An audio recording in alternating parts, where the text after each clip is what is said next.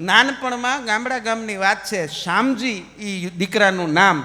શ્યામજી છે ને એ એની ટોળીનો હેડ હતો. જેમ ટપુ સેના છે ને, ટપુ બધા મિત્રોનો હેડ, એમ શ્યામજી એના ભાઈબંધોનો હેડ હતો. ઘટના એવી કે 7-8 એના મિત્રો હતા, પણ બધાય તોફાનીના બારકસ, તોફાનીના ઝાડવા, માથે એક એક બાસકા, એવા તોફાની. અને ગામડું ગામ, અને તેથી સૌરાષ્ટ્રની અંદર એ બધા રહે.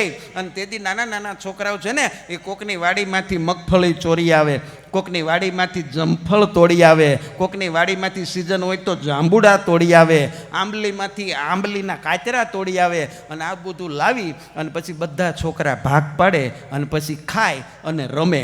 હવે સાંભળજો આ વાતનો સાર, હવે સાંભળજો.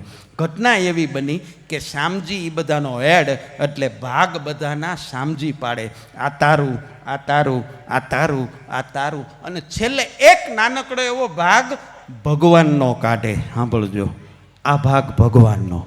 એ બધાને એવી શ્રદ્ધા હતી.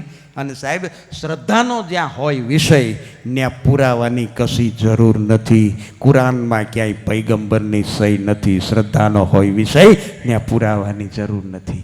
એ ભગવાનના ભાગની એક ઢગલી મૂકી દે. એ ભાઈબંધોની હારે એક ભાઈબંધ એનો એવો હતો કે પગે અપંગ હતો, એને રમાડે નહીં આ લોકો, હારે રાખે ખરા, ભાગ ખાઈ જાય, હવે રમવા માંડે. ધીરે ધીરે ધીરે ધીરે ધીરે કરતાં બધા મોટા થયા. શ્યામજી શહેરમાં ગયો. શહેરમાં જઈને ભગવાનની કૃપાથી ખૂબ મહેનતથી નીતિથી કમાણો, અને ખૂબ કમાણા પછી જીવનમાંથી એ નાનપણની એક આદત એની છૂટી ગઈ. એક આદત એ ભૂલી ગયો. શું?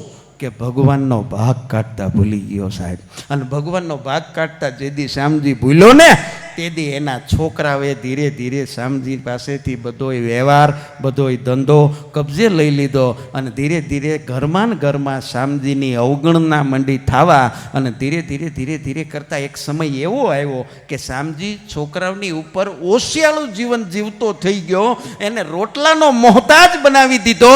એ શ્યામજીએ નક્કી કર્યું કે હવે મારે અહીંયા રહેવું નથી. એ પોતાના ગામડે વયો ગયો. અને એ સમયે એની પત્નીનું પણ અવસાન થઈ ગયું. શ્યામજી એકલો થઈ ગયો. અને હવે ગામડે રહેલો શ્યામજી હાથે રોટલા ઘડીને ખાય છે.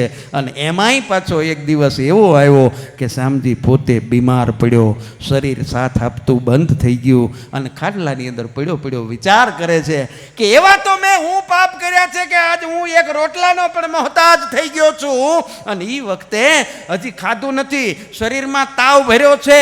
અને શ્યામજીની ડેલીની હાકળ ખખડી. અને નાનપણનો એનો મિત્ર જે પગે લંગડો હતો, અપંગ હતો, એ હાથમાં સરસ મજાની સજાવેલી થાળીની અંદર લીલા કંચન બાજરાનો ગાડાના પૈડા જેવો રોટલો, સરસ મજાનું આખા રીંગણાનું ભરેલું શાક, અને દૂધની તાહળી, માથે મરચું લઈ અને થાળી ઢાંકીને શ્યામજીની પાસે આવ્યો. શ્યામજી ઊભો થા, મોઢું ધોઈ લે અને જમી લે.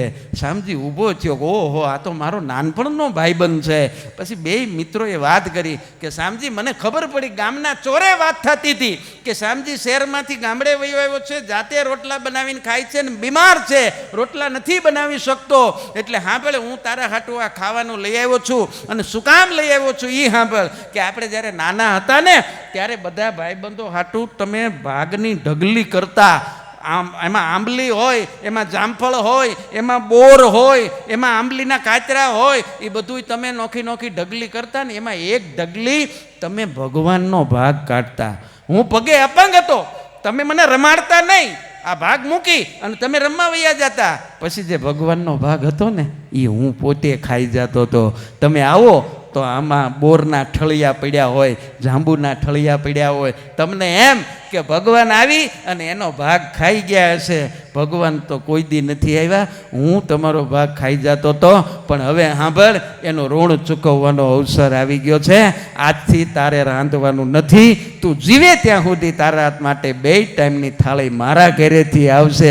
અને સાહેબ, શ્યામજીની આંખમાં લી આહુડા વૈયા ગયા કે ભગવાનનો જો ભાગ કાઢેલો હોય ને, તો કોઈને કોઈ સ્વરૂપે સાહેબ ભગવાન પાછો દેવા આવે ને આવે. એને આવવું પડે સાહેબ. એટલે એના માટે સમય, એના માટે કરેલું દાન એ ક્યારેય વિફળ જાતું નથી. આ વાત ઉપરથી ખાલી આટલો સાર લેવાની જરૂર છે. હા, નકર ઘણાય ફાળો લેવા જાય હા, નથી એક ગામમાં ફાળો લેવાવાળા આવ્યા. એ કે ભાઈ અમે અનાથ આશ્રમ બનાવીએ છીએ એટલે એના માટે ફાળો લખાવા આવ્યા છે. ઓલા ત્રણ છોકરા લખાવ્યા.